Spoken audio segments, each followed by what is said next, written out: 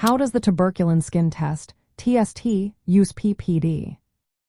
Imagine a simple skin test that can tell if someone has been exposed to tuberculosis.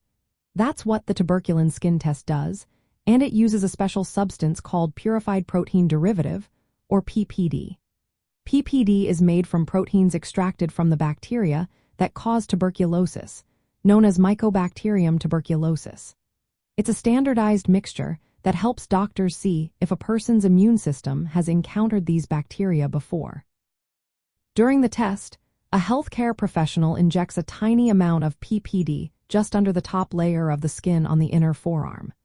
This is done using a fine needle and the Mantoux technique, which creates a small, raised bump called a wheal.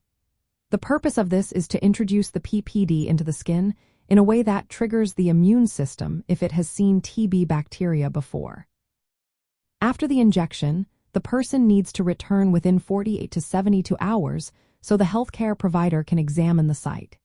They look for a firm, raised area called induration, which is different from redness or swelling.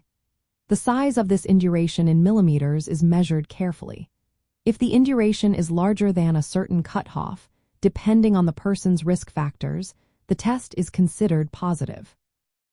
A positive result indicates that the immune system has been sensitized to TB proteins, which could mean a past infection, either latent or active. It's important to note that the TST does not tell if the infection is active or latent, nor does it reveal when the person was infected. False positives can happen if someone has received the Bacillus calmette, Guerin vaccine, or has been exposed to other non-tuberculous mycobacteria.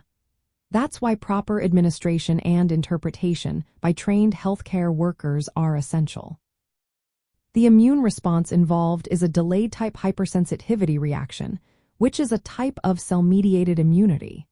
When T lymphocytes, a kind of immune cell, recognize the PPD proteins, they react by causing localized swelling and inflammation at the injection site. This reaction is what the healthcare provider measures to determine the test result.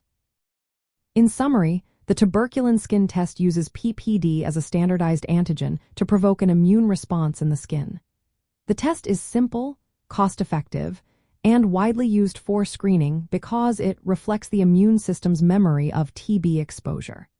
However, it has limitations, such as not distinguishing between active and latent infection and potential false positives.